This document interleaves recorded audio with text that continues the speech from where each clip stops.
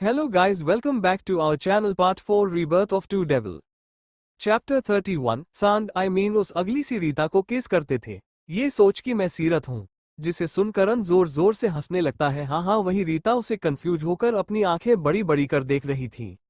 ऐसे ही करण हंसते रहता है, जिसे देख रीता चिढ़ जाती है और चिढ़ से बोलती है पागल हो गए हो क्या, जिसे सुन करण हंसना बंद कर रीता के होठों को हल्का चूम कर बोलता है हाँ पागल हो गया हूँ, मतलब तुम सीरत से ज्यादा खुद से ही जल रही हो। रियली तुम इतनी स्टूपिड क्यों हो सनशाइन, जिसे सुन रीता चिढ़ जाती है और मुंह बनाकर बोलती है तुम हो स्टूपिड, जिसे सुन करण रीता की नाक खींच कर बोलता है वो तो दिख रहा है कौन स्टूपिड है, एंड आई डोंट लाइक सीरत, जिसे सुन रीता मुंह बनाकर बोली तो क्या उस अगली सी रीता को पसंद करते हो, जिसे सुन इस बार करण रीता को घूर कर देख बोलता है चुप, बहुत बोलती हो तुम, और जिसके बारे में बोल रही हो ना वो मेरी सनशाइन है तो तमीज से बोलो, जिसे सुन रीता मुंह बनाकर बोली बोल तो ऐसे रहे हो जैसे तुम्हें पता हो कि वो तुम्हारी ही सनशाइन है, जिसे सुन करण के चेहरे पर मुस्कान आ जाती है, जिसे देख रीता हैरानी से बोलती है तो तुम्हें पता था, जिसे सुन करण रीता को लेकर पलट जाता है। इस वक्त रीता करण के सीने से लगी हुई थी, वो टुकुर टुकुर करण को देख रही थी, जिसे देख करण किसी आशिक की तरह बोला सनसाइन अगर ऐसे ही देखोगी ना दोबारा तुम्हें अपने नीचे दबाकर चूम लूंगा, जिसे सुन रीता का मुंह लाल हो जाता है।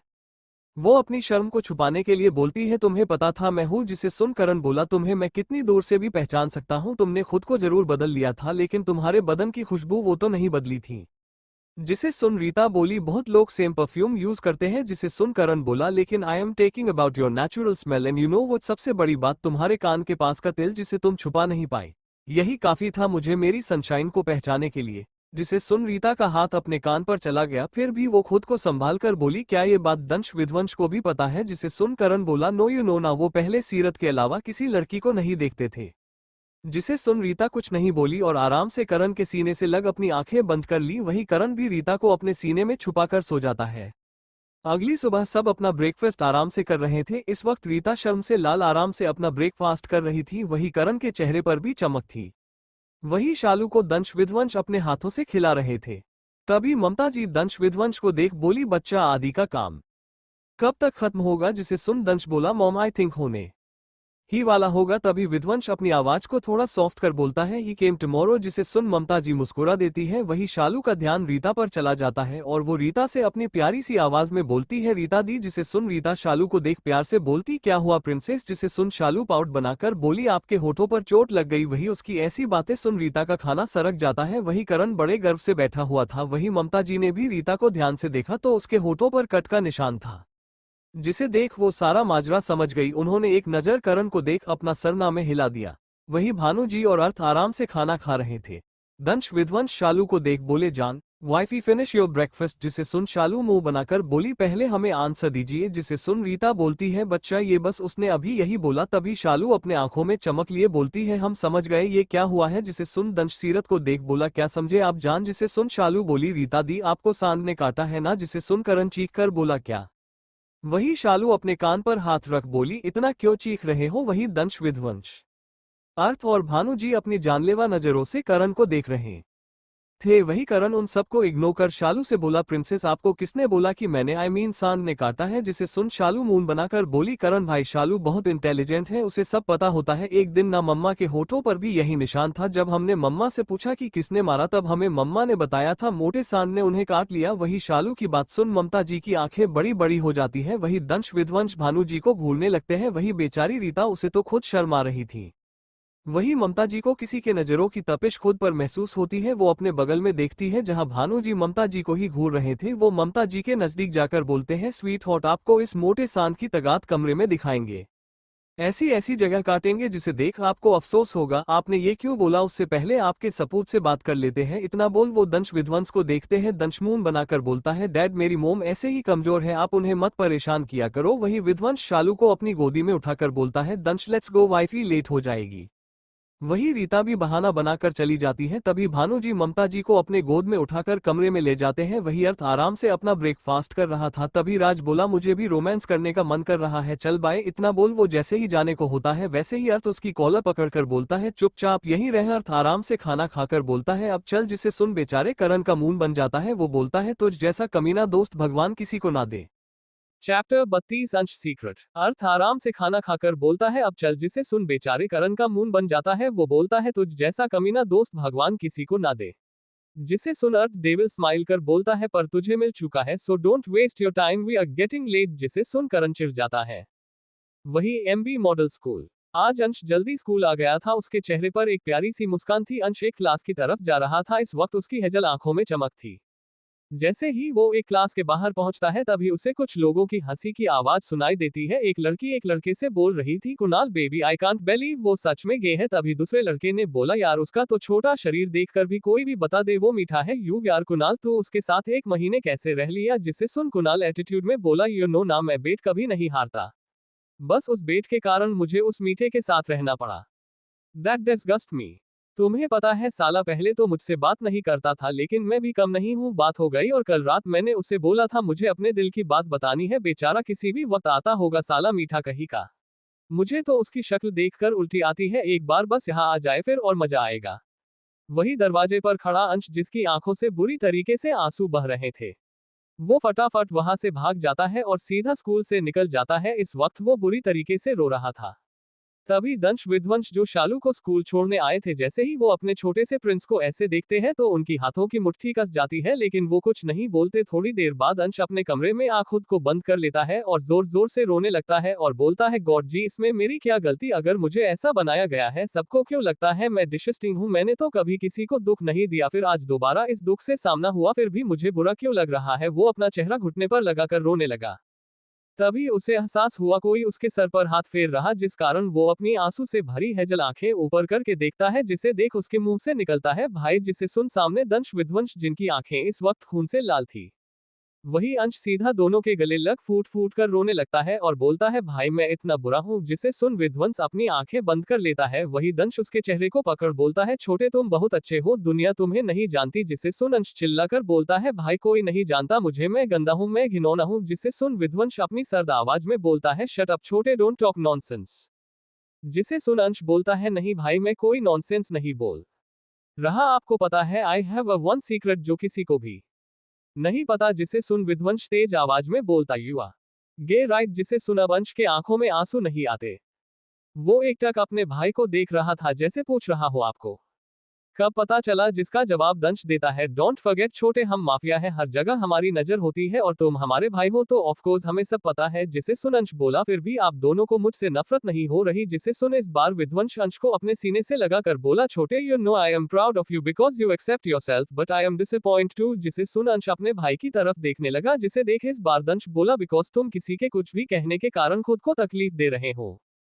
तभी वापस से विध्वंस बोला, do you like that guy. जिसे सुन अंश नामे गर्दन हिला देता है और बोलता, I think he is my attraction nothing more. जिसे सुन दोनों भाई बोले, that's good now don't cry and tell the things to मासी और मौसा। जिसे सुन अंश बोला, लेकिन उन्होंने जिसे सुन दंश बोला, वो कुछ नहीं बोलेंगे, we are with you and don't cry, go and enjoy your cartoon, we are going to be late. जिसे सुन अंश में गर्दन हिलाकर बोलता है, वैसे बाय मेरी बेबी के हबीज। इतना बोल दंश बाथरूम में चला गया। तभी दंश बोला, भाई छोटा ठीक तो रहेगा ना। जिसे सुन विध्वंस बोला, उसकी लड़ाई है उसे लड़ने दो और चलो ऑफिस। जिसे सुन दंश विध्वंस के पीछे ऑफिस निकल जाता है। वही रेगिस्तान के एरिया में आज आदित्य का काम खत्म हो गया था, जिस कारण वो घर की तरफ निकल रहा था। आज उसके चेहरे पर चमक थी अपने परिवार से मिलने की, वो अभी गाड़ी चला ही रहा था। तभी कोई उसके गाड़ी के आगे आ गया, जिस कारण गाड़ी से उस इंसान का एक्सीडेंट हो गया। MB model school. शालू मुंह फुलाए फर्स्ट सीट पर बैठी हुई थी। इस वक्त उसका चेहरा गुस्से से लाल और फुला हुआ था, जिसमें वो बड़ी क्यूट लग रही थी। वी खुद में ही बोलती है, ये अंशु आज आए नहीं, हम इनसे बात ही नहीं करेंगे। गंदे कही कि अब हम फंस गए इस मोटी चुड़ैल के सामने है, भगवान कैसे कैसे दिन दिखा रहे हैं हमें आप। इतना बोल वो अपना सर झुका लेती है। वही दूसरी तरफ आदित्य फटाफट अपनी कार से निकल कर देखता है तो एक लड़की अपने सर पर हाथ रखे गिरी हुई थी। तभी पीछे से एक आदमी आया और बोला, अब कहाँ बच के जाओगी सोनियो। जिसे सुन लड़की डर के मारे खुद को संभाल फटाफट आदित्य की तरफ भागकर उसके सीने से लग जाती है। वही आदित्य हैरान हो जाता है, वो कभी अपने सीने की तरफ देखता तो कभी सामने देखता, उसे समझ ही नहीं आ रहा था उसके साथ अभी क्या।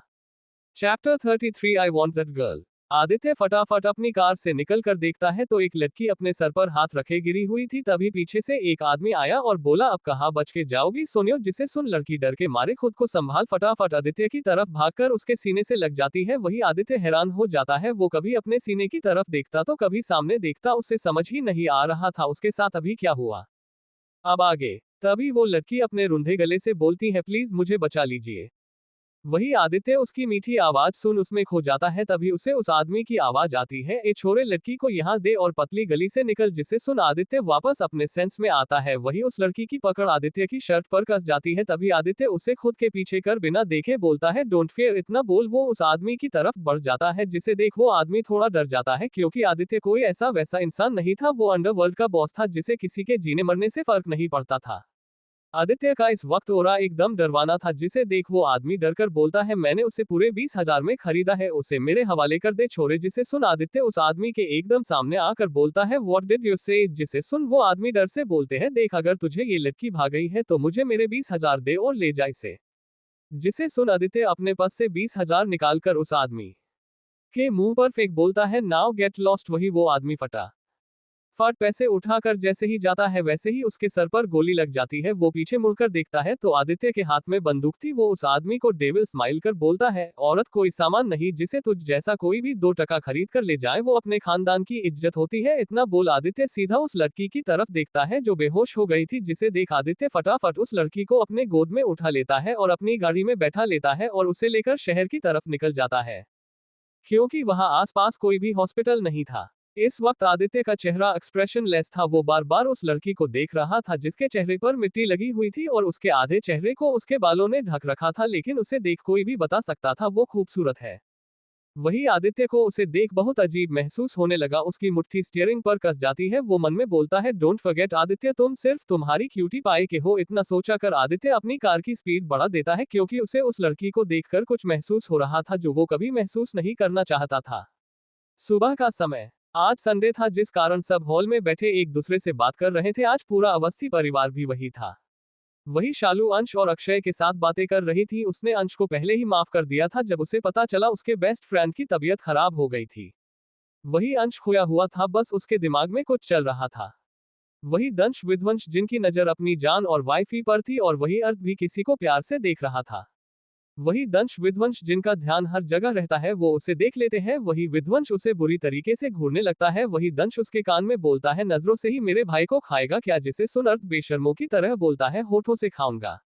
जिसे सुन दंश कुछ नहीं बोलता। तभी विध्वंस बोलता है, don't stay him because I don't want you to hurt him again. जिसे सुन अब अर्थ अपनी आंखें बंद कर लेता है और कुछ इमोशन उसके आंखों से होकर गुजर जाता है। वही अब आप सबको समझ आ ही गया होगा ये जनाब किसे देख रहे थे। अगर नहीं समझ आया तो मैं बता दूं, ये बड़े प्यार से अंश को देख रहे थे। वही अंश को भी पता था कोई उसे देख रहा था, लेकिन उसने उस इंसान को बिल्कुल इग्नोर कर दिया था। तभी सबको एक आवाज सुनाई देती है, प्रिंसेस। जिसे सुन सबका ध्यान दरवाजे पर जाता है जहां आदित्य खड़ा था। इस वक्त वो बिल्कुल मैसी लग रहा था, बिखरे हुए बाल, कपड़े भी थोड़े अजीब हो गए थे। वही शालू जैसे ही अपने भाई की आवाज सुनती है, वो फटाफट अपने भाई की तरफ भाग जाती है और उसके सीने से लग जाती है। वही 2 जोड़ी आंखें जिन्हें ये बिल्कुल बर्दाश्त नहीं हो रहा था कि उनकी वाइफी जान किसी के गले लगे। दोनों भाई कसकर अपनी मुट्ठी बंद कर लेते हैं। तभी शालू आदित्य के साथ अंदर आती है। आदित्य सबसे मिलता है और बाद में दंश विध्वंस के पास बैठने को जाता है। तभी विध्वंस खड़ा होकर बोलता है, कम इन स्टडी रूम।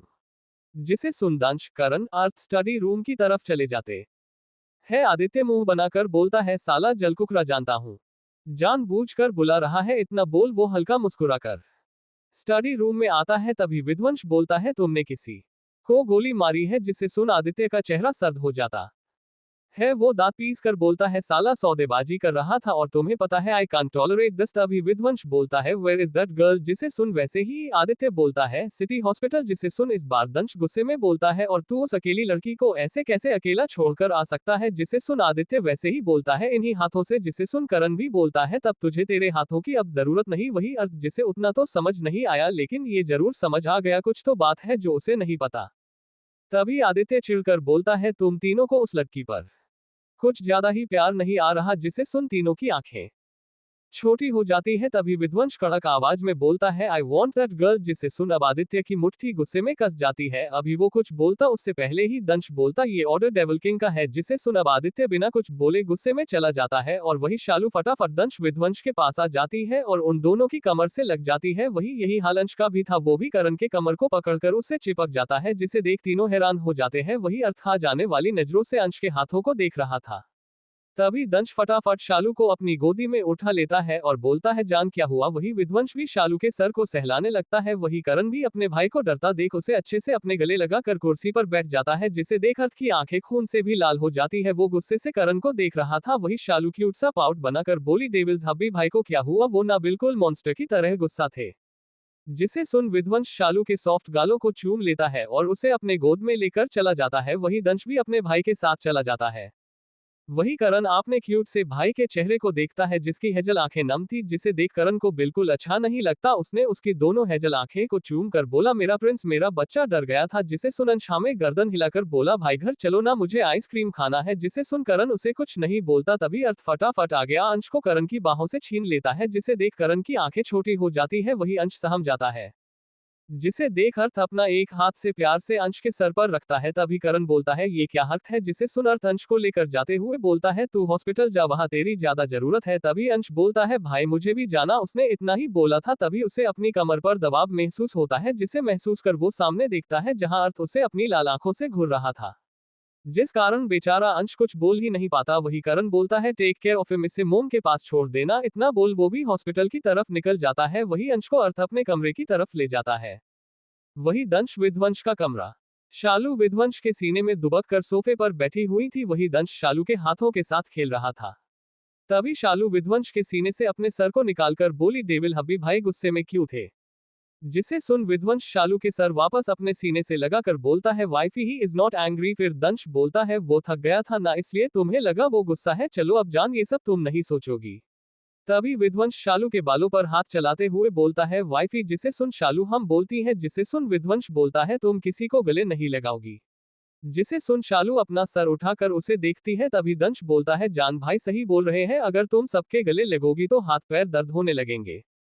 तुम तो कितनी नाजुक और सॉफ्ट हो। जिसे सुन शालू भी कुछ सोचकर बोलती है, सच्ची डेविल्स हब्बी ऐसा भी होता है? जिसे सुन दंश विध्वंस हाँ में अपनी गर्दन हिला देते हैं। जिसे सुन शालू बोलती है, पर हम हमेशा सबको गले लगाते हैं, लेकिन अभी तक तो नहीं हुआ। जिसे सुन दंश विध्वंस सोचते हैं, उनकी बीवी इतनी भी भोली नहीं है।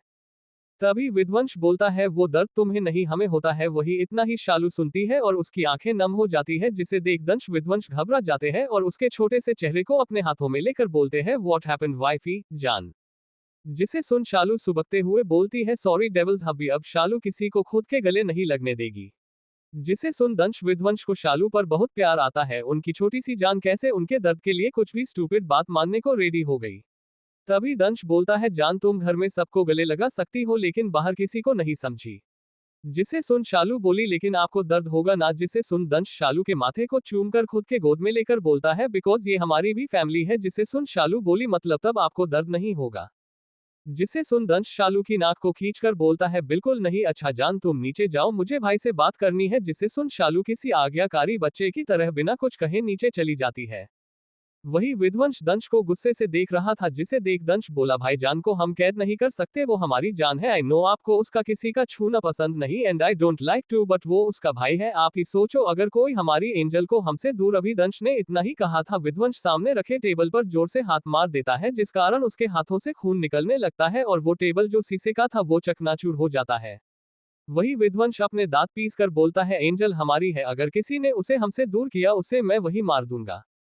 चैप्टर 34 स्नैच हर। वही विध्वंस अपने दांत पीस कर बोलता है, एंजल हमारी है, अगर किसी ने उसे हमसे दूर किया उसे मैं वही मार दूंगा। अगर वाइफी मेरी जान है तो एंजल मेरा दिल। जिसे सुन दंश अपनी सर चेहरे से अपने भाई को देखता है और उसका हाथ पकड़ बेड पर बैठा देता है और चुपचाप पट्टी करने लगता है। तभी विध्वंस बोलता है, I agree with you but I can't control myself. जिसे सुन दंश उसे एक नजर देख बोलता है, भाई डोंट फॉरगेट एंजल मेरे लिए भी मेरी जान जैसी है, and I can't tolerate to if someone snatch her. जिसे सुन अब विध्वंस शांत होकर बोलता है, क्योंकि तू विध्वंस नहीं है। विध्वंस मतलब सब खत्म कर देना, और जो भी विध्वंस की चीजों या लोगों को उससे दूर करेगा तो विध्वंस उसकी जिंदगी में विध्वंस मचा देगा। जिसे सुन दंश बोला, भाई वो तो आप बाद में करेंगे, पहले ये जो आपके हाथ में चोट है ना उसे देख, मोम विध्वंस जरूर मचा देगी। जिसे सुन अब विध्वंस कुछ नहीं बोलता। ऐसे ही दोनों भाई स्टडी रूम में चले जाते हैं। वही विध्वंस के दिमाग में कुछ बड़ा चल रहा था, जिस कारण वो किसी गहरी सोच में डूबा हुआ था। वही दूसरी तरफ सिटी हॉस्पिटल। आदित्य गुस्से में एक बोर्ड के अंदर आता है, लेकिन जैसे ही वो बोर्ड के अंदर आता है तो शोक हो जाता है। उसका दिल बहुत तेजी से धड़क रहा था। बेड पर एक 19 या 20 साल की लड़की जो थोड़ी दुबली पतली लग रही थी, उसका गोरा बदन, छोटा सा गोल चेहरा, काले लंबे घने बाल, लंबी लंबी पलकें जो उसकी आंखों को छुपा रखी थी, वो इस वक्त स्नो वाइट लग रही थी, जिसे देख हमारे आदित्य का दिल धक धक कर रहा था। उसका सारा गुस्सा एक बार में ही खत्म हो गया था। तभी उससे एक आवाज आती है, आदि, जिसे सुन आदित्य अपने होश में आता है और सामने देखता है, जहां उस लड़की के बगल में एक और लड़की थी जिसके हेजल आंखों से आंसू बह रहे थे। वही रुद्र उस लड़की को एकटक देखने लगता है। वो लड़की जिसका रंग गोरा था और उसने हल्का मेकअप किया हुआ था, जिसमें वो सुंदर लग रही थी, उसकी उम्र भी 20 थी। वही बेड पर लड़की जिसकी आंखें बंद थी, उसके आंखों से एक आंसू की बूंद निकल जाती है। वही वो लड़की बोलती है, आदि, आप मुझे पहचानते हो ना, मैं आपकी क्यूटी। जिसे सुन आदित्य होश में आकर उसे एक बार देख फिर पूछता है, तुम सच में मेरी क्यूटी हो? जिसे सुन वो लड़की अपनी गर्दन हाँ में हिला देती है, जिसे देख आदित्य भी उसे अपने सीने से लगा लेता है। वही करण भी आ जाता है। तभी बिस्तर पर लड़की को होश आ जाता है। वो उठकर अपनी काली आंखों से सब कुछ देख रही थी। वही करण के मुंह से निकलता है, सिया मेरा बच्चा। जिसे सुन वो लड़की जो अभी तक आदित्य के गले लगी थी, वो सीधा करण के पास आ उसे गले लगा लेती है और बोलती है, आई मिस यू भाई, मैंने आप सबको बहुत मिस किया। जिसे सुन करण की आंखें नम हो जाती है। बरसों बाद जिसका किसी को अता पता नहीं था, वो उनके सामने थी। तभी उन सबको कुछ गिरने की आवाज आई, जिस कारण उनकी नजर बिस्तर पर बैठी हुई लड़की पर गई, जिसे देख आदित्य और करण को अपनापन महसूस होता है, जैसे वो उसे जानते हो। वही आदित्य उस लड़की के पास आ बोलता है, सिया, क्या तुम जानती हो इसे? जिसे सुन वो लड़की जो करण के गले लगी थी, वो बोलती है, भाई, इसी की फैमिली ने मुझे अपने साथ रखा था, लेकिन इन सब ने मुझे बहुत दर्द दिया भाई, ये मुझसे अपने सारे काम करवाते थे। ये सब बोलते हुए सिया जोर जोर से रोने लगी और बोली, भाई, इसका नाम भी सिया ही है। इसने नाम का फायदा उठाकर मुझसे मेरा कॉलेज भी छीन लिया। मैंने बहुत मेहनत की थी भाई। वही ये सब सुन अब आदित्य और करण का गुस्सा बढ़ जाता है। वही आदित्य फटाफट उस लड़की के पास आ उसके हाथ को टाइट पकड़कर बोलता है, तुम जैसी घटिया लड़की पर मेरी पाक सिया का नाम बिल्कुल अच्छा नहीं लगता।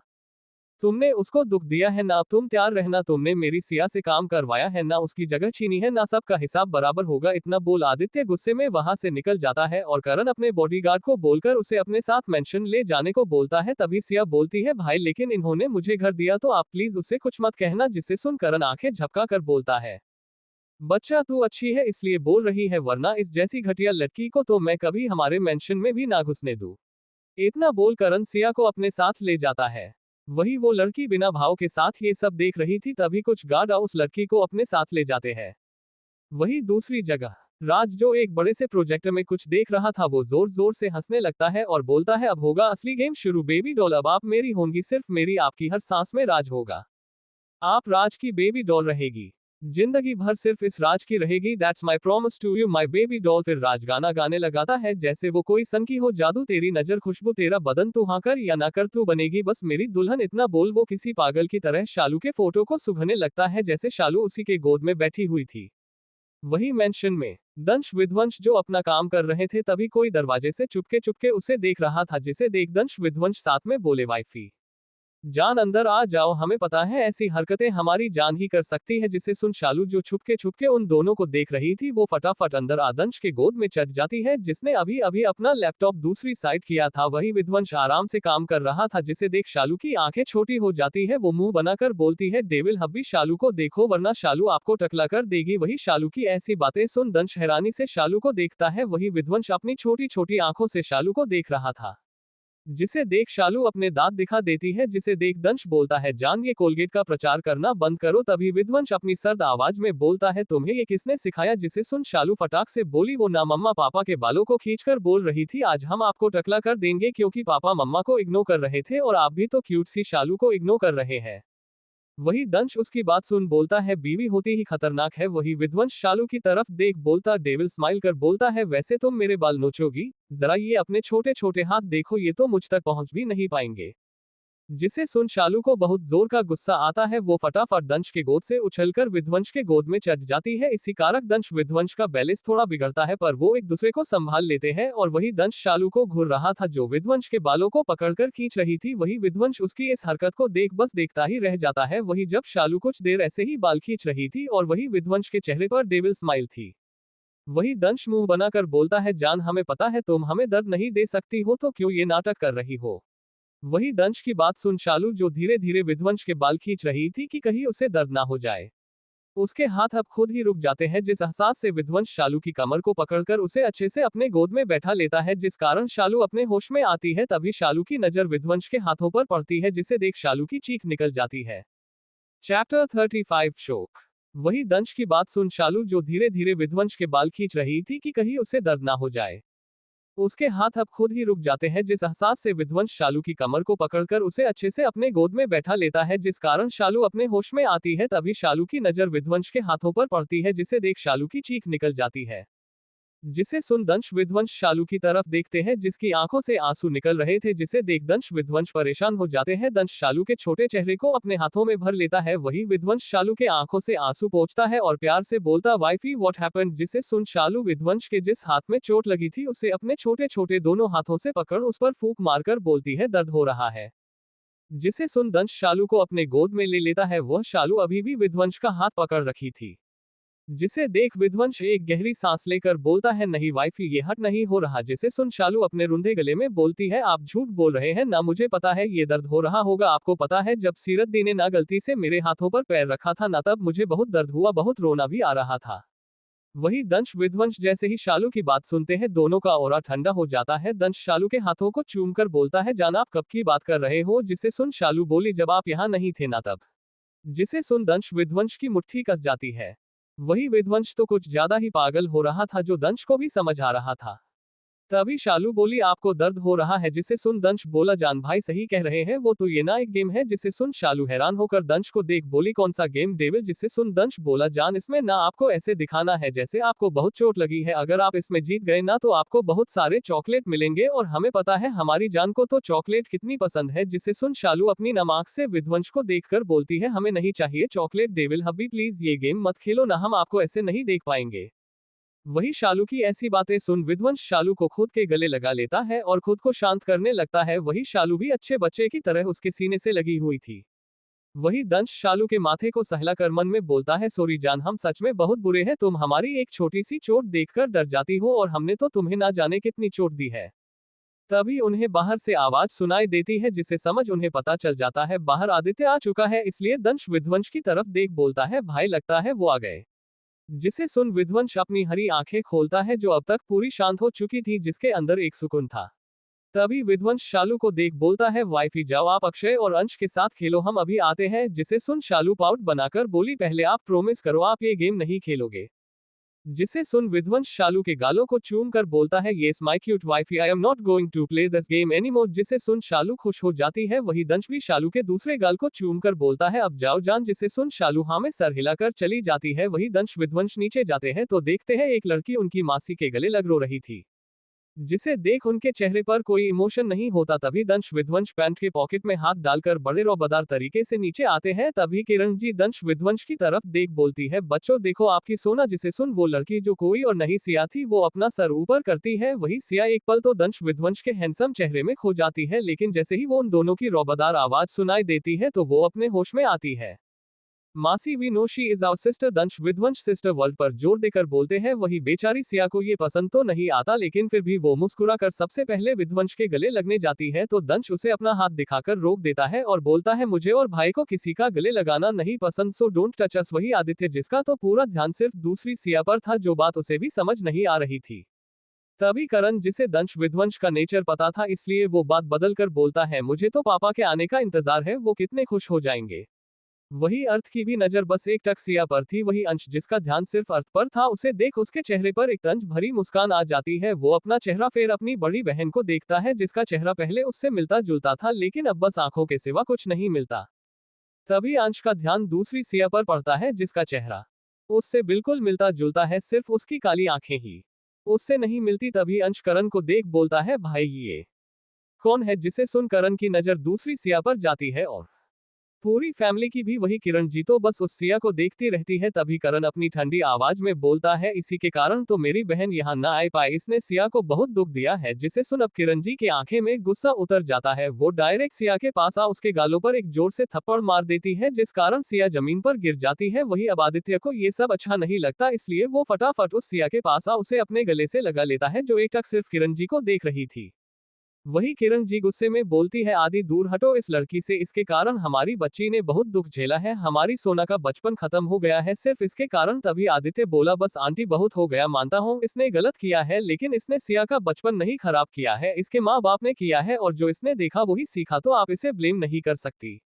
जिसे सुन करण बोला, तू क्यों इसका साथ दे रहा है, तुझे तो अपनी क्यूटी पाई का साथ देना चाहिए। जिसे सुन आदित्य बोला, मैंने कभी किसी लड़की या औरत की खुद के सामने बेइज्जती नहीं सहन की है, और हाँ क्यूटी पाई गलत नहीं है, ना ही ये लड़की। अगर गलत है तो वो उस चीज की सजा भुगतेगी। जिसे सुन किरण जी बोली, आई गिव हर पनिशमेंट, इसने मेरी बच्ची को नुकसान पहुंचाया। जिसे सुन आदित्य सिया की तरफ देखता है जिसकी आंखों में खालीपन था। वही तभी पहली सिया बोली, आदि आप उसे पनिश होने से कैसे रोक सकते हैं, उसने देखो ना मुझे कितना दुख दिया है। जिसे सुन आदि अपनी आंखें बंद कर बोलता है, तो तुम क्या चाहती हो, मार दूं इसे जान से। जिसे सुन ममता जी बोलती है, आदि कैसी बात कर रहे हैं आप, हम आदि की बात से सहमत है, वो बच्ची अभी छोटी है। तभी पहली सिया बोली, आदि क्या आप इसकी खूबसूरती के कायल हो गए हैं, जिस कारण आप मुझे छोड़ उसे सपोर्ट कर रहे हैं। जिसे सुन आदित्य गुस्से में चिल्ला कर बोलता है, जस्ट शट अप समझी। तभी किरण जी गुस्से में बोलती है, मेरी बेटी क्या ही गलत बोल रही है, किस हक से तुम इस लड़की को सपोर्ट कर रहे हो। जिसे सुन आदित्य चिल्लाकर बोला, बीबी है मेरी इस कारण सपोर्ट कर रहा हूँ, इस घर की छोटी मालकिन है इस कारण सपोर्ट कर रहा हूँ। वही आदित्य की बात सुन सब शौक हो जाते हैं। वही दंश विध्वंस वो आराम से सोफे पर बैठे अपना फोन चला रहे थे, जैसे उन्हें ये सब पहले से ही पता हो। पता भी क्यों ना हो, पिछले जन्म में भी तो यही तमाशा हुआ था। चैप्टर 36 घर प्रवेश। जिसे सुन आदित्य चिल्लाकर बोला, बीबी है मेरी इस कारण सपोर्ट कर रहा हूँ, इस घर की छोटी मालकिन है इस कारण सपोर्ट कर रहा हूँ। वही आदित्य की बात सुन सब शौक हो जाते हैं। वही दंश विध्वंस वो आराम से सोफे पर बैठे अपना फोन चला रहे थे, जैसे उन्हें ये सब पहले से ही पता हो। पता भी क्यों ना हो, पिछले जन्म में भी तो यही तमाशा हुआ था। यही सब सोच दंश विध्वंस अपने काम में लगे हुए थे। वही आदित्य की बात सुन सिया का चेहरा काला हो चुका था, उसका दिमाग काम करना बंद हो जाता है, जिस कारण वो दूसरी सिया के पास जाकर, जो इस वक्त आदित्य के बाहों में थी, सिया उसे आदित्य के बाहों से खींचकर जोर से थप्पड़ मार देती है। वही उसकी ऐसी हरकत देख आदित्य तेज से चिल्लाकर सिया बोलता है और उसे अपनी सिया की तरफ से धक्का दे देता है और अपनी सिया को वापस से अपने सीने से लगा लेता है। वही दंश विध्वंस के हाथों की मुट्ठी कस जाती है। वही सिया चिल्लाकर बोलती है, हमेशा इसने मुझसे सब छीना है, अब आपको भी मुझसे दूर कर दिया, आई कांट टॉलरेट दिस। वही उसकी ऐसी बातें सुन अब ममता जी आगे आ दूसरी सिया को उठाती है और बोलती है, जानते हैं इन्होंने गलत किया है, लेकिन हमारे आदि ने बोला है कि उन्हें इस बात पर पनिश किया जाएगा, और लेकिन हम ये बिल्कुल बर्दाश्त नहीं करेंगे कोई हमारी बहू को हमारे सामने ऐसे मारे। इतना बोल शालू सिया को अपने साथ दंश विध्वंस के सोफे के बगल में बैठा देती है। वही अब शालू कुछ बोलती उससे पहले विध्वंस अपनी तेज आवाज में बोलता है, सब अपने कमरे में जाओ एंड मासी आप सिया को लेकर जाओ, and we are the one who gave them punishment. जिसे सुन अब सबको इतना समझ आ गया कि दंश विध्वंस उसे पनिशमेंट दे देंगे, लेकिन किरण जी को थोड़ा उस सिया के लिए बुरा लगा, क्योंकि उसे पता था दंश विध्वंस की पनिशमेंट कैसी होती है। यही सब सोच वो सिया को लेकर चली जाती है और करण और अंश भी अपने घर वापस चले जाते हैं। आदित्य वो भी अपने कमरे में वापस चला जाता है और अर्थ भी बाहर चला जाता है। वही दंश विध्वंस सिया को देखते हैं जो डरी सहमी बैठी हुई थी। उसे देख दंश विध्वंस से धीरे से बोलता है, भाई हमने हमारी सोना को बहुत टॉर्चर किया था, लेकिन इस बार हम हमारी सोना को सबसे प्रोटेक्ट करेंगे। जिसे सुन विध्वंस हम बोलता है। तभी विध्वंस अपनी जगह से खड़ा होता है और जहां सिया बैठी हुई थी वहां जा कर उसके सर को सहला देता है, जिसे महसूस कर सिया अपनी नम आंखों से सामने देखती है। जिसे देख दंश सिया के पास आ उसके पैरों के पास बैठकर उसके हाथों को पकड़कर बोलता है, मेरा सोना बच्चा तो स्ट्रांग है, फिर वो ऐसे उदास क्यों बैठा है। वही दंश का इतना ही कहना था। सिया फूट फूट कर दंश के सीने से लग रोने लगी। जिसे देख दंश बोला, भाई खड़े हैं, इमोशनल ड्रामा मत कर वरना दोनों को सूली पर लटका देंगे। जिसे सुन सिया के चेहरे पर मुस्कान आ जाती है। वही विध्वंस दंश को बुरी तरीके से घूरने लगता है। तभी ममता जी आरती की थाली लेकर आती है और बोलती है, अरे वाह, मतलब जेठ और भाभी में बन तो अच्छी रही है। इतना बोल वो सिया को खड़ा कर बोलती है, चलो बच्चा पहले मैं आपका घर प्रवेश करवा देती हूँ। जिसे सुन सिया भी अच्छे बच्चे की तरह खड़े होकर ममता जी के पीछे पीछे चली जाती है। वही ममता जी किसी नौकर को बोल आदित्य को बुलाती है। उसके बाद ममता जी दोनों की आरती कर सिया का घर प्रवेश कराती है और आदित्य को बोलती है, अपनी बीवी को अपने कमरे में ले जाओ। जिसे सुन आदित्य सिया का हाथ पकड़ उसे अपने कमरे में ले जाता है और सीधा बेड पर फेंक देता है और अपने कमरे का सारा सामान तोड़ने लगता है। जिसे देख सिया एक जगह से कोड़ कर बैठ जाती है। तभी आदित्य चीख कर बोलता है, बिकॉज ऑफ योर क्यूटी के आंखों में आंसू थे, तुम्हारे कारण आज मेरी क्यूटी की जगह छीन गई। इतना बोल आदित्य सारा कमरा तहस नहस कर देता है और सिया के पास उसे बेड पर धक्का दे देता है और बोलता है तुमने मेरी क्यूटी की जगह छीनी है ना, अगर तुम्हें मैंने तिल तिल नहीं तड़पाया मैं भी आदित्य प्रताप नहीं। इतना बोल आदित्य अपने कमरे से निकल जाता है और सिया जिसने अब तक अपने मुंह से आवाज नहीं निकाली थी वो अब फूट फूट कर रोने लगती है और बोलती है आदि हमें तो लगा था आप मुझे पहचान जाओगे, आपने तो कहा था कि मैं मेरी क्यूटी को आंखें बंद करके भी पहचान सकता हूँ, फिर क्यों आप ऐसा कर रहे हैं। यही सब बोल सिया रोए जा रही थी। वही दंश विध्वंस के कमरे में शालू दंश के सीने लगी उसके हाथों से खेल रही थी। तभी शालू दंश से बोलती है डेविल डेविल हब्बी कहा है, जिसे सुन दंश डेविल स्माइल कर बस सबको सजा देने वाले को सजा मिल रही है। जिसे सुन शालू उसे मासूमियत से देख बोलती है मतलब जिसे सुन दंश बोलता है जान भाई काम कर रहे हैं इसलिए वो वही है। ममता जी का कमरा। ममता जी अपने कमर पर हाथ रख विध्वंस को अपनी भूरी आंखों से घूर रही थी। वही विध्वंस जो हमेशा सबको डराता है वो खुद अपनी आंखें नीचे किए बैठा था। जिसे देख ममता जी गुस्से में बोलती है तुमने खुद को नुकसान पहुंचाया। जिसे सुन विध्वंस बोलता है मॉम वो तो गलती से हाथ लग गया था। जिसे सुन ममता जी गुस्से में चीख कर बोलती है झूठ। जिसे सुन विध्वंस अपनी आंखें बंद कर बोलता है जब आपको सब पता है तो पूछ क्यों रहे हो। बस विध्वंस का यही कहना था कि ममता जी सोफे पर बैठ अपने रुंधे गले में बोली बच्चा आप हमसे प्यार नहीं करते। बस वही जैसे ही विध्वंस को जैसे ही ममता जी की आवाज सुनाई देती है तो उसकी आंखें एकदम लाल हो जाती है। Chapter 37 bite this. Dansh Vidhvans का कमरा। शालू दंश के एक हाथ से खेले जा रही थी। तभी दंश शालू से पूछता है जान तुम मुझे अपने स्कूल के बारे में बताओ, वहां पर तुम्हारे कितने दोस्त हैं। जिसे सुन शालू मून बनाकर बोलती है डेविल अक्षु और अंशु ना हमें किसी से दोस्ती ही नहीं करने देते। जिसे सुन दंश को अंदर से खुशी मिलती है लेकिन शालू की आगे की बात सुन दंश की आंखें छोटी हो जाती है। शालू पाउट बनाकर बोलती है आपको पता है डेविल हम तो हमेशा ही दोस्ती करना चाहते हैं सबसे, और ना वहाँ एक बहुत सुंदर लड़का भी पढ़ते हैं वो ना अक्षु के क्लास में पढ़ते हैं। डेविल आपको पता है वो आप और डेविल हब्बी की तरह सुंदर है और ना उनकी आंखें ना एकदम ग्रे। अभी शालू ने इतना ही बोला था वही दंश जिसका अब पारा हाई हो गया था।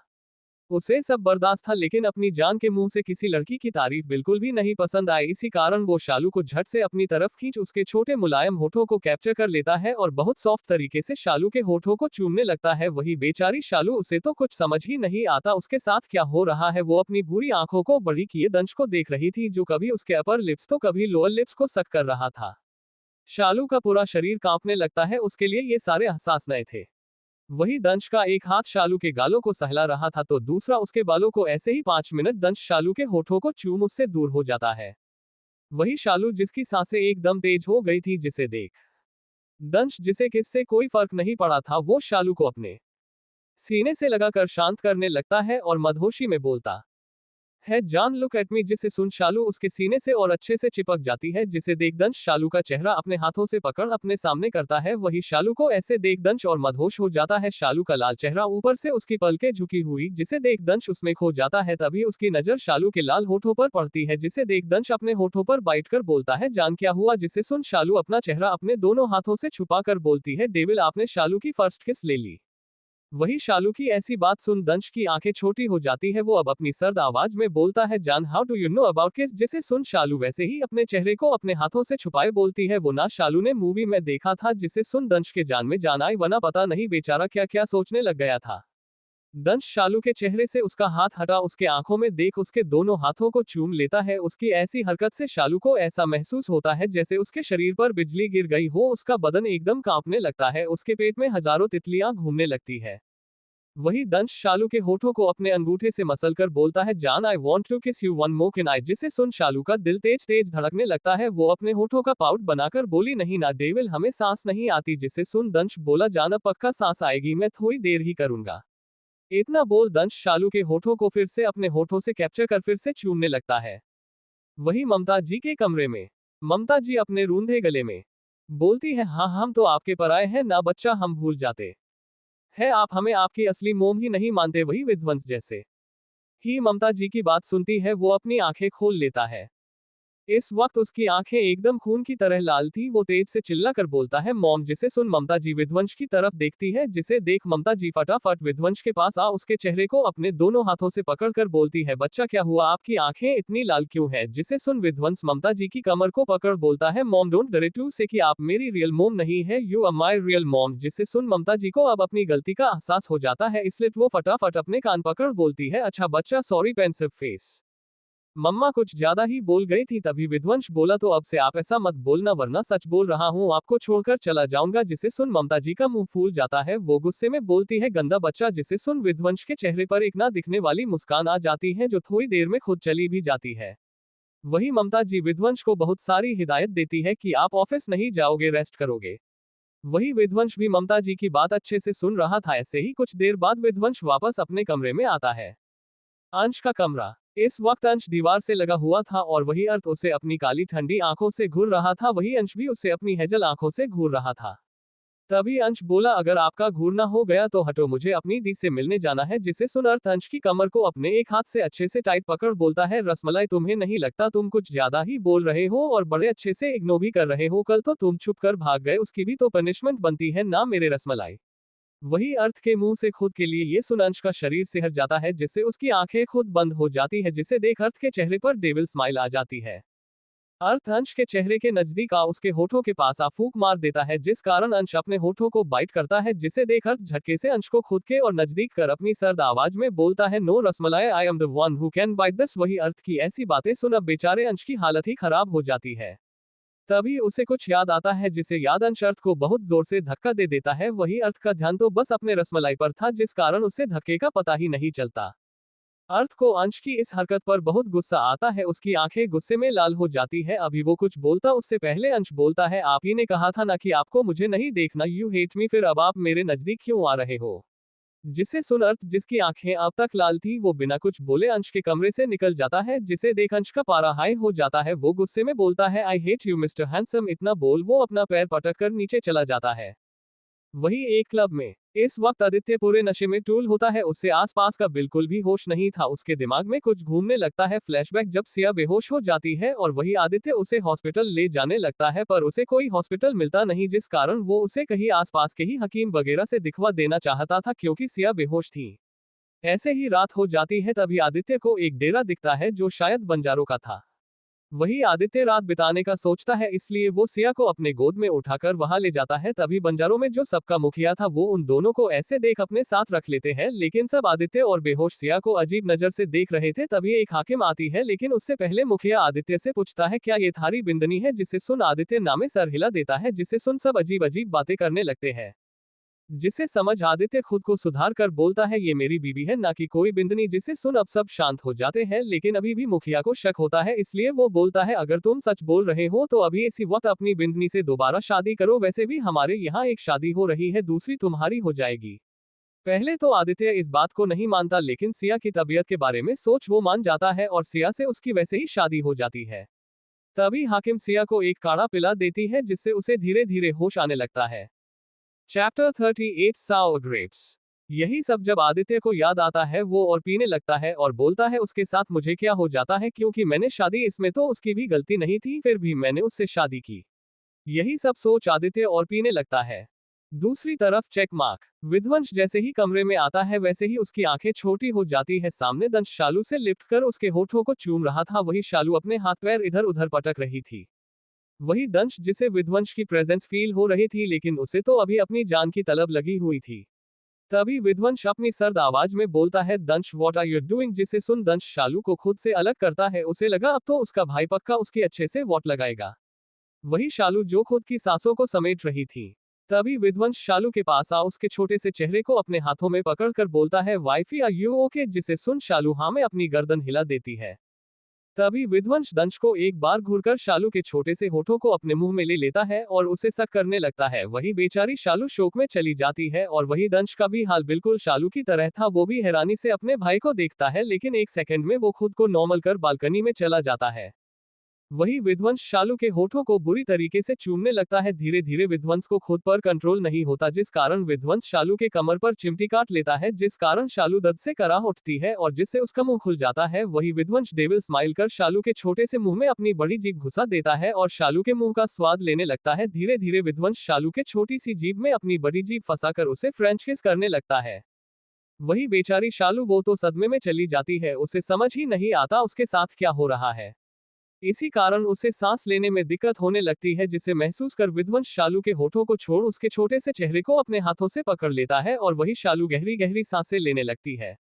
वही विध्वंस अपनी हरी आंखों से शालू के लाल चेहरे को देख रहा था, जो खुद को कंट्रोल कर रही थी उसका लाल चेहरा देख विध्वंस शालू को एकटक देख अपनी मर्दाना आवाज में बोलता है, wifey you look like a red strawberry strawberry and I love strawberry. इतना बोल विध्वंस शालू के होठों को एक बार बाइट कर लेता है, जिससे शालू होश में आती है। शालू विध्वंस को देख मुंह बनाकर बोली, छी डेविल, आपने हमारी जीभ को चूसा, डोंट यू नो गंदा होता है। जिसे सुन विध्वंस सरगोशी में बोला, वाइफी तुम तो पूरी हेवन हो, बस जल्दी बड़ी हो जाओ मेरी छोटी सी वाइफी। इतना बोल विध्वंस शालू के गालों को बाइट कर लेता है, जिस कारण शालू की आह निकल जाती है। वो गुस्से में विध्वंस को देख बोलती है, गंदे डेविल हब्बी। इतना बोल वो कमरे से भाग जाती है, जिसे देख विध्वंस के चेहरे पर एक डेविल स्माइल आ जाती है। वो अपने चेहरे को मसल कर बोलता है, शशशश उफ कयामत हो वाइफी, तुम कयामत, तुम मेरी हुस्न परी हो, तुम्हें देखकर ही कंट्रोल खत्म हो जाता है। तभी दंश वहां आकर बोलता है, भाई बड़े नोटी हो रहे हो। वही दंश की बात सुन विध्वंस उसे अपनी छोटी आंखों से घूर के देख बोलता है, I saw how you are kissing wifey. जिसे सुन दंश सकप का जाता है। वही बेचारे दंश को ये नहीं पता था उसका कोल्ड क्रूल हार्टेड भाई उससे भी ज्यादा रोमांटिक हो जाता है। वही दंश डेविल स्माइल कर बोलता है, तो मोम की डांट कैसी लगी भाई। जिसे सुन विध्वंस डेविल स्माइल कर बोलता है, सेम वाइफी के फ्रेंच किस की तरह उफ कमाल। वही दंश विध्वंस को घूर कर देख बोलता है, भाई वो छोटी बच्ची है and you are behaving like Rita. के तरीके से कहूं तो छीचोरे। जिसे सुन विध्वंस दंश को घूर बोलता है, you know what every fox said, grapes are sour. इतना बोल विध्वंस डेविल स्माइल कर नीचे चला जाता है। वैसे ही डिनर का टाइम हो गया था, उसके पीछे दंश भी नीचे चला जाता है। इस वक्त भानु जी, ममता जी, शालू जो सोना से बात करने में लगी थी, वही इस वक्त सोना के चेहरे पर मुस्कान थी। दंश विध्वंस भी अपनी जगह पर बैठ जाते हैं और साथ में बोलते हैं, वाइफी जान आओ डिनर कर लो। जिसे सुन शालू अपने आंखों में चमक लिए बोलती है, डेविल्स हब्बी शालू आज भाभी माँ के हाथों से खाएगी। ये बात दंश विध्वंस अपनी बहन और अपनी बीबी के कारण मान जाते हैं। वही इस वक्त टेबल पर ना तो आदि था ना ही अर्थ। जिसे देख ममता जी बोलती है, दोनों गधे पता नहीं कहाँ मर रहे हैं। जिसे सुन भानु जी बोले, स्वीट हार्ट तुम डिनर करो अपना। वही सोना का कुछ खाने का दिल नहीं था, लेकिन शालू उसे अपने छोटे हाथों से खिला रही थी, जिस कारण सोना उसके हाथ से खाकर मन में बोली, भगवान मेरा बेटू भी बच्चा की तरह मासूम है, उसकी रक्षा करना।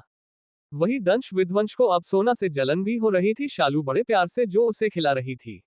वही हमारे हीरो जल जल के कोयला हो जाते हैं, लेकिन बोलते कुछ नहीं है, क्योंकि उन्हें भी पता था अभी सोना को शालू की कितनी जरूरत है, इसलिए वो चुपचाप सब देख रहे थे। ऐसे ही सब डिनर कर अपने अपने कमरे में सोने चले जाते हैं। वही शालू बहुत थक जाती है, जिस कारण बेड पर पड़ते ही वो गहरी नींद में चली जाती है। वही दंश विध्वंस भी शालू को खुद की बाहों में कैद करके बोलते हैं, आज के बाद तुम्हें सब कुछ मिल जाएगा। इतना बोल दोनों सो जाते हैं। और दूसरी तरफ सोना, जिसे बस अपने आदि की टेंशन हो रही थी, तभी दरवाजा एक बार में खुल जाता है। चैप्टर 39, सोना की हालत। दूसरी तरफ सोना, जिसे बस अपने आदि की टेंशन हो रही थी, तभी दरवाजा एक बार में खुल जाता है। जिसे देख सोना की नजर सामने जाती है, जहां आदि नशे में धूत अंदर आ रहा था। इस वक्त उसकी आंखें कुछ शराब और कुछ गुस्से के कारण लाल थी। वही सोना जैसे ही आदित्य को देखती है, वो डर से एक जगह सिमट जाती है। वो कांपती हुई आवाज में कहती है, डिनर कर लीजिए। जिसे सुन आदित्य फटाफट गेट बंद कर अपना कोट उतार देता है और अपनी शर्ट के बटन खोल सोना की तरफ बढ़कर बोलता है, तुमने डिनर कर लिया? अभी सोना कुछ बोलती उससे पहले ही आदित्य बोलता है, ऑफ कोर्स कर लिया होगा, तुम्हें तो रानी वाली जिंदगी जो मिल गई, वो भी भीख में। आई डोंट नो तुम इतनी चीप हो। जिसे सुन सोना का चेहरा उदास हो जाता है। वही आदित्य एकदम से उसके ऊपर कूद जाता है, जिस कारण सोना की चीख निकल जाती है, आह। जिसे सुन आदित्य सोना के होठों पर उंगली रख कहता है, शुश, अगर एक भी आवाज निकाली ना तो सच बता रहा हूं तुम्हारे साथ क्या करूंगा वो मुझे खुद भी पता नहीं है, तो सोच समझ कर बोलो। तुम्हें पता है मेरी क्यूटी मेरी जान है, और तुमने उसकी जगह छीनी है, तो उसकी पनिशमेंट तो बनती है ना, नकली बीबी। ये सब बोलते वक्त आदित्य का चेहरा काला हो जाता है, जिसे देख सोना डर से सिमट जाती है, लेकिन अपने मुंह से एक आवाज नहीं निकालती। तभी आदित्य सोना के होठों पर अपनी ठंडी उंगली बड़े सेंसुली तरीके से चलाने लगता है, जिससे सोना के गुलाबी होठ कांपने लगते हैं। वो कुछ बोलती उससे पहले ही आदित्य सोना के होठों को अपने होठों में कैप्चर कर बुरी तरीके से चूमने और काटने लगता है, जिस कारण सोना के होठों पर बहुत दर्द होता है। वो कभी सोना के अपर लिप्स को बेदर्दी से काटता, तो कभी उसके लोअर लिप्स को, और वही आदित्य के हाथ सोना के सूट के अंदर चले जाते हैं और वो बड़े बेदर्दी से उसके पेट पर अपने नाखून घुसाने लगता है, जिस कारण सोना के आंखों के कोने से आंसू निकल जाते हैं। वो उसके नीचे तड़पने लगती है। ऐसे ही वो आधे घंटे तक बुरी तरीके से सोना के होठों को काट उसके खून को चाटकर उसकी आंखों में देख बोलता है, वैसे कितने मर्दों के साथ सोई हो? आई मीन वजिन हो ना, या पहले ही किसी से सील तुड़वा ली? जिसे सुन सोना को बहुत रोना आता है। वो रो रो कर बोलती है, प्लीज आदि चुप हो जाए। जिसे सुन आदित्य गुस्से में सोना के सीने को बुरी तरीके से मसल देता है, जिस कारण उसकी चीख निकल जाती है। आदित्य अपनी लाल आंखों से बोलता है, तुम्हारी औकात नहीं है मुझे आदि बोलने की, समझी तो अगली बार औकात में बात करना। घटिया औरत, इतना बोल आदित्य सोना के गले को बुरी तरीके से काटने लगता है। वही सोना रो रो कर उसे ऐसा करने से रोकती है, मगर आदित्य नहीं रुकता। लेकिन धीरे धीरे आदित्य सोना के सीने को चूमते चूमते उसकी सलवार निकाल और अपनी पैंट निकाल कर उसमें बिना वार्निंग के समा जाता है, जिस कारण सोना तड़प उठती है। वो रो रो कर बोलती है, नहीं ऐसा मत करो, मुझे मार दो प्लीज, पर ये सब मत करो। लेकिन आदित्य किसी राक्षस की तरह सोना पर हावी हो जाता है और बुरी तरीके से उसके साथ इंटीमेट होने लगता है। वही सोना चीख चीख कर बेहोश हो जाती है, लेकिन आदित्य वो बिल्कुल नहीं रुकता। सुबह 5 बजे आदित्य सोना को छोड़ उससे चिपक कर सो जाता है। दूसरी तरफ अर्थ, जो इस वक्त हाथों में चाकू लिए एक लड़के के उंगलियों के टुकड़े कर रहा था, वही उस लड़के की चीखें निकल रही थी, जिसे सुन अर्थ अपनी लाल आंखों से उस लड़के को देख बोलता है, शुश, एक आवाज नहीं वरना इतना बोल। अर्थ उस लड़के के हथेली पर चाकू 4 से 5 बार भोंक देता है, जिस कारण उस लड़के की चीख निकल जाती है। आदित्य उसे देख अपनी डरावनी आवाज में बोलता है, तेरी इतनी हिम्मत, तूने मेरे रसमलाई को रुलाया, उसकी सजा तो तुझे भुगतनी पड़ेगी। जिसे सुन वो लड़का कौंप जाता है और खुद के दर्द को कंट्रोल कर बोलता है, I don't know what are you talking, आप किसकी बात कर रहे हैं। जिसे सुन अर्थ उसकी दूसरी उंगली काट कर बोलता है, अंश, मेरा अंश, जिसे तूने इसी अपने गंदे हाथों से मैसेज करता था, और तो और मेरे अंश से तुझे घिन आती है ना। आज तुझे ऐसा बना दूंगा कि सबको तुझे देख घिन आने लगेगी। Wait and watch. तो गाइस, ये और कोई नहीं कुणाल है, जिसके कारण हमारे अंश के आंखों में आंसू आ गए थे, और उसके मिस्टर हैंडसम जिनकी नजर हर समय उस पर होती है, उन्होंने इसे उसी वक्त किडनैप कर लिया। एंड ये चीज हमारे डेविल्स अच्छे से जानते हैं। इतना बोल अर्थ उसके आंखों के पास चाकू से वार कर देता है, जिस कारण उसकी दर्दनाक आह निकल जाती है और वो वही बेहोश हो जाता है। वही अर्थ उसके खून से सने हुए चाकू को सूंघ कर बोलता है, अफ रसमलाई, तुम्हारे कारण पता नहीं कितनी जान जाएगी। इतना बोल वो तेज से चिल्ला कर बोलता है, I am psycho for you माई रसमलाई। ये सब अर्थ बहुत जुनून से बोल रहा था। अगर इस वक्त अंश अपने मिस्टर हैंडसम को देखता तो पक्का डर जाता। अवस्थी हाउस। समर, अवस्थी, करण, सिया, अंश के पापा। जब से वो सिया से मिले उन्हें अजीब लगने लगा। उन्हें सिया को देख एक अलग ही नेगेटिव वाइब आ रही थी, लेकिन वो मन का धोखा मान कुछ नहीं बोलते। वही सिया का कमरा। इस वक्त सिया के हाथों में दंश, विध्वंस और आदित्य की फोटो थी, जिसे देख वो किसी पागल की तरह बोली, पहले मुझे सिर्फ आदि चाहिए था, लेकिन जब से तुम दोनों को देखा है तब से मेरा दिल तुम्हारा हो गया। एंड तुम तीनों को अगर मैंने अपना ना बनाया तो मेरा नाम सिया गुप्ता नहीं। इतना बोल सिया डेविल स्माइल कर बोली, सब कुछ मेरा होगा और सोना तुझे तो इतना तड़पाऊंगी कि तू खुद को मारने की भीख मांगेगी। जब तक तेरा तोता मेरे पास है तेरी जबान नहीं खुलेगी।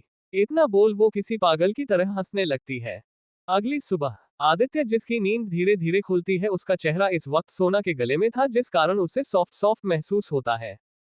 आदित्य 2 मिनट अपना चेहरा सोना के गले में रगड़ के निकालता है, तभी उसकी नजर सोना के बेजान शरीर पर पड़ती है, जहां उसकी हर एक हिस्से पर काटने के निशान थे और कहीं से तो अभी भी खून आ रहा था, जिसे देख आदित्य घबरा जाता है और उसकी नजर खुद की हालत पर जाती है। अब उसे यकीन हो गया था कुछ तो हुआ था, तभी उसे रात की सारी हरकत याद आ जाती है, जिस कारण आदित्य को दिल में बहुत दर्द होता है।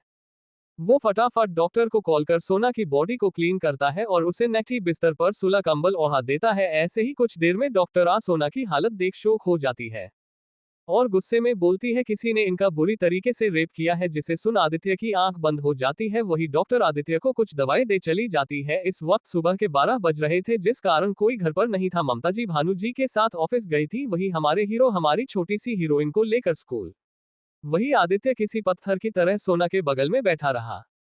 दूसरी तरफ आज हमारी क्यूट सी शालू अंश से बातें कर रही थी, तभी वहां अक्षय आया और दोनों की तरफ देख बोला, चलो लंच करने। जिसे सुन दोनों बड़े आराम से अक्षय के साथ चले जाते हैं। वही कैंटीन में शालू जैसे ही सामने देखती है तो उसकी आंखें तारों की तरह चमक जाती है। वो अक्षय से पूछती है, अक्षु ये कौन है। जिसे सुन अक्षय शालू को सामने की तरफ इशारा करता है, जहां एक हैंडसम सा लड़का बैठा हुआ था, जो आराम से अपने फोन में कुछ कर रहा था। उसे आसपास का बिल्कुल भी होश नहीं था। उसके हाथ लगातार फोन के स्क्रीन पर चल रहे थे। उसकी ग्रे आंखें इस वक्त एकदम ठंडी थी।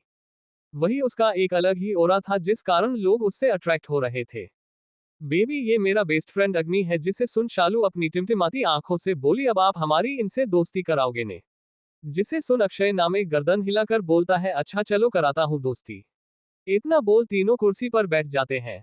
वही अग्नि को खुद पर किसी की नजरों की तपिश महसूस होती है, जिस कारण वो अपनी ग्रे आंखों से शालू को देखता है, जो उसे अपनी टिमटिमाती आंखों से देख रही थी।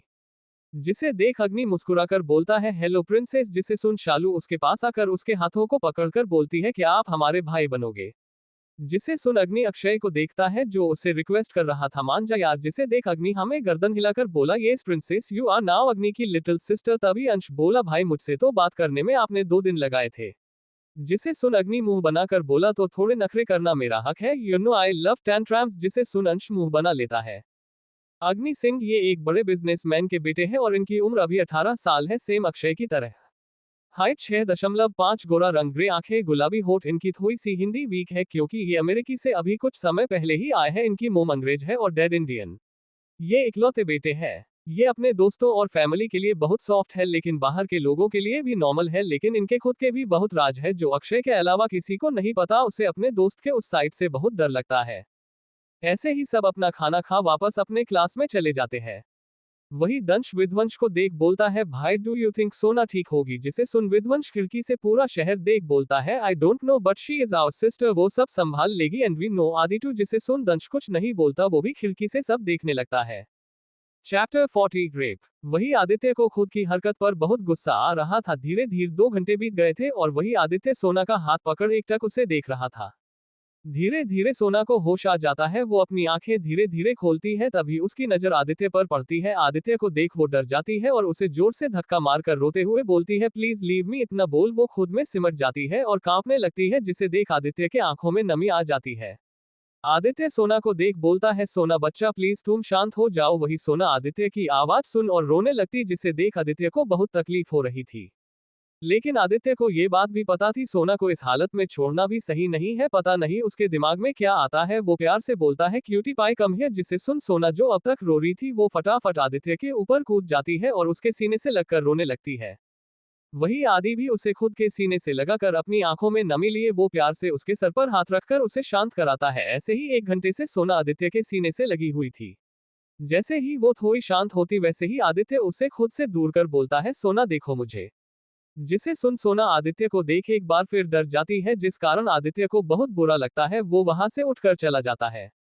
वही सोना फिर से रोने लगती है और बोलती है सॉरी आदि मैं क्या करूं, आपको देखकर मुझे डर लग रहा है, जबकि जानती हूं कल आप होश में नहीं थे वरना आप कभी ऐसा नहीं करते।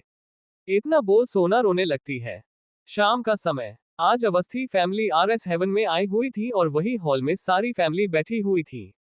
दंश और विध्वंस के बीच में शालू बैठी हुई थी जो दंश विध्वंस के हाथों से खेल रही थी। वही उन दोनों का ध्यान अपनी छोटी सी वाइफ और अपने फोन में था, बाकी तो उन्हें किसी से मतलब नहीं था। वही आदित्य अर्थ एक साथ बैठे थे। जहां आदित्य आज गुमसुम था वही अर्थ एकटक सामने देख रहा था। जहां अंश करण और अक्षय के बीच में बैठकर अपने दोनों भाइयों से कुछ न कुछ बोलकर हंस रहा था। वही पूरा परिवार अंश के हरकत देख हंस रहा था। वही अर्थ दीवानों की तरह एकटक अंश को देख रहा था। वही सिया जिसे लगा था सारी अटेंशन उसे मिलेगी, लेकिन कोई उससे कुछ बात नहीं कर रहा था। वही उसकी नजर दंश विध्वंस पर थी और साथ में शालू पर भी। उसे अभी ये नहीं पता था दंश विध्वंस शालू के हस्बैंड है। उसे लगा शालू कोई गेस्ट है क्योंकि प्रताप फैमिली में कोई प्रिंसेस है, ये बात किसी को नहीं पता थी। वही सिया को शालू को देख बहुत गुस्सा आ रहा था, एक तो उसकी खूबसूरती से तो दूसरा उसका दंश विध्वंस के इतना नजदीक बैठने से। उसे ये सब बिल्कुल पसंद नहीं आ रहा था। तभी उसकी नजर सामने गई जहां सोना सीढ़ियों से उतर कर आ रही थी। इस वक्त उसने पिंक रंग का कुर्ता और प्लाजो पहना था। हाथों में भरकर चूड़ी, आदित्य के नाम का मंगलसूत्र और मांग में सिंदूर, लेकिन अभी भी सोना के चेहरे पर थकावट देखी जा सकती थी। वही उसे देख सिया डेविल स्माइल कर तेज से बोली सोना तुम अपने ससुराल में किस तरह के कपड़े पहने हैं, ऊपर से इतने समय बाद नीचे आए हो और बेचारी आंटी ने आज सारा खाना अकेले बनाया है, तुम्हें नहीं लगता थोड़ी आंटी की हेल्प करनी चाहिए। ये सब बात वो बड़ी मासूमियत से कह रही थी जैसे उसे ममता जी की पता नहीं कितनी फिक्र हो, लेकिन ममता जी और बाकी किसी को सिया की बात पसंद नहीं आई। वही दंश विध्वंस का ध्यान पूरा शालू पर था जो सिया को गुस्से में घूर रही थी, जिससे उसका गोरा चेहरा एकदम लाल टमाटर की तरह लाल हो गया था। अभी शालू कुछ बोलती दंश विध्वंस शालू को देख धीरे से बोले शुश डोंट से एनीथिंग। अभी शालू कुछ बोलती उससे पहले ममता जी सोना के पास आई। सोना जैसे ही उनका आशीर्वाद लेने को झुकी वैसे ही उसके बाल पीछे हो गए, जिस कारण उसके गर्दन पर लव बाइट दिख रहे थे, जिसे सिया ने देख लिया था। अब तो उसका पारा हाई हो गया था। तभी उसे ममता जी की आवाज आई जो सोना से बोल रही थी सोना बच्चा अभी आपको आराम करना चाहिए था ना, और आप ऐसे नीचे आ गई। जिसे सुन सोना धीरे से बोली माँ अभी मैं ठीक हूँ। जिसे सुन ममता जी कुछ बोलती उससे पहले सिया बोली हाँ आंटी इसे कैसे कुछ हो सकता है, गरीबी से लौट कर आई है और अब इतने मजे कर रही है, इसे कुछ भी नहीं हो सकता। मेरे आदि को मुझसे दूर करने वाली जिसने मेरी जगह छीनी उसे क्या ही हो सकता है, दुख तो मुझे हो रहा है। इतना बोल सिया रोने लगी, जिसे देख किरण जी सिया को खुद के गले लगाकर शांत करने लगी। वही अंश मुंह बनाकर बोला, भाई आप लोगों को नहीं लगता ये रियल भूतनी है? जिसे सुन अक्षय और करण उसे घूर कर देखने लगे, जिसे देख अंश अपने दांत दिखा देता है। वही करण और अक्षय को भी अपनी बहन से ये उम्मीद नहीं थी, लेकिन उन्होंने सोचा बेचारी इतने साल बाद आए और जिससे प्यार करती थी उसकी शादी किसी और से हो गई, इसलिए दुखी है। वही ममता जी धीरे से सोना के कान में बोली, आपकी किस्मत में आदि है, आपने किसी से कुछ नहीं छीना, इसलिए उन्हें इग्नोर करो, वो अभी बच्ची है।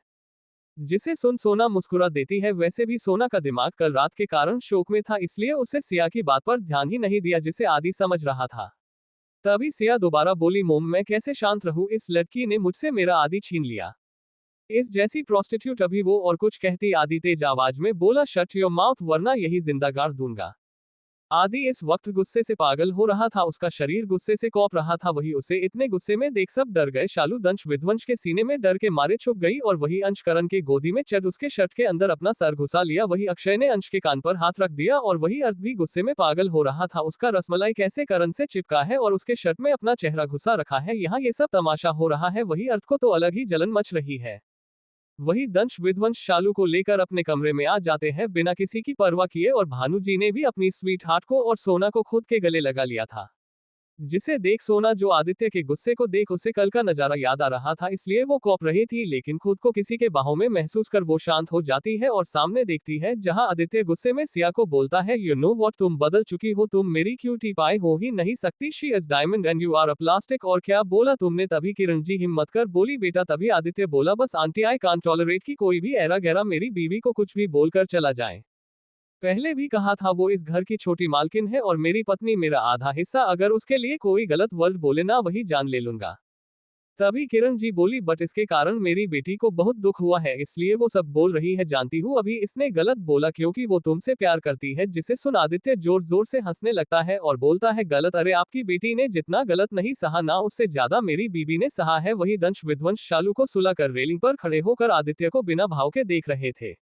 तभी आदित्य आगे बोलता है, अरे कम से कम आपकी फैमिली आपकी बेटी के साथ है, लेकिन मेरी बीबी की किस्मत देखो, जिसके साथ शादी हुई, जिसने इसकी रक्षा करने की कसम खाई थी, उसी ने उसके साथ जबरदस्ती किया और उसका बुरी तरीके से रेप किया। जिसे सुन सारी फैमिली शोक हो गई। वही सिया का चेहरा चमक गया, वही सोना के आंखों में फिर से आंसू आ गए। वही ममता जी भानु जी को खुद से छुड़वा लेती है और वही भानु जी सोना को खुद के गले लगा कर बोलते हैं, बच्चा सॉरी। जिसे सुन सोना फुट फुट कर रोने लगती है। वही ममता जी की आंखें गुस्से से लाल थी, वो सीधा आदित्य को जोर से थप्पड़ खींचकर मार देती है, जिससे आदित्य का चेहरा एक साइड झुक जाता है। वही करण अक्षय अंश को ऊपर लेकर चले जाते हैं और शालू के पास रहने को बोल नीचे आ जाते हैं। वही ममता जी आदित्य का कॉलर पकड़कर बोलती है, छी घिन आ रही है हमें अपनी परवरिश पर इतना बोल। वो आदित्य को 4-5 थप्पड़ मारती है, जिस कारण उनका हाथ लाल हो जाता है। वही दंश विध्वंस ये देख नीचे आ जाते हैं। तभी ममता जी रोते हुए बोलती है, शायद हमने आपको औरत की इज्जत करना नहीं सिखाया था, तभी आपने इतना घिनौना काम किया है, आपको इसकी सजा मिलेगी। आदित्य जिसे सुन आदित्य अपनी आंखें बंद कर लेता है। उसकी मम्मा ने कभी उसे आदित्य नहीं बुलाया, जिस कारण अब आदित्य को डर लगता है। वही ममता जी की आगे की बात सुन सबकी सांसें अटक जाती है। वही सोना भी रोना बंद कर ममता जी को डर से देखती है, जहां ममता जी बोलती है, आज से आप हमारे बेटे नहीं, हम ममता भानु प्रताप सिंह आपसे सारे रिश्ते तोड़ते हैं और अपनी गंदी परवरिश के लिए खुद को 100 कोड़े की सजा सुनाते हैं। वही उनकी बात सुन सब हैरान हो जाते हैं। ममता जी जैसे ही चाबुक उठाती है वैसे ही दंश उनका हाथ पकड़ लेता है, जिसे देख ममता जी बोलती है, नहीं आज आप हमें नहीं रोकेंगे दंश। तभी विध्वंस उन्हें पीछे से बेहोश कर देता है और अपने गोद में उठाकर सोफे पर बैठा देता है। तभी सिया चिल्ला कर बोलती है, सब इस मनहूस लड़की के कारण हो रहा है, हर चीज का कारण ये घटिया लड़की है। जिसे सुन विध्वंस सिया के पास आ उसे खींच के थप्पड़ मार देता है, जिस कारण वो बेहोश हो जाती है। वही किरण जी कुछ भी नहीं बोलती, ना ही उनके हस्बैंड और ना ही करण और अक्षय। आधे घंटे बाद ममता जी को होश आता है तो सामने देखती है जहां इस वक्त आदित्य शटल्स हो खुद के पीठ पर कोड़े बरसा रहा था। वही पूरी फैमिली चुपचाप उसे देख रही थी। वही सोना आदित्य के पास जाने के लिए रो रही थी, लेकिन विध्वंस उसे खुद के सीने से लगाकर बोला, ही डिजर्व इट सोना, तुम कहीं नहीं जाओगी। जिस कारण सोना फूट फूट कर रोने लगती है, उसे आदित्य का दर्द बर्दाश्त ही नहीं हो रहा था। वही ममता जी सुनी आंखों से आदित्य को देख रही थी। आदित्य ने खुद को खून से लपड़ कर लिया था, लेकिन उसे फिर भी फर्क नहीं पड़ रहा था, उसका सारा ध्यान अपनी बीवी पर था। तभी आदित्य बोला, गार्ड्स लेकर आओ। जिसे सुन कुछ गार्ड्स कुछ सामान रखकर जाते हैं और जिसे देख सोना की जान ही हलक में आ जाती है। Thanks for watching video, subscribe for more interesting story audio.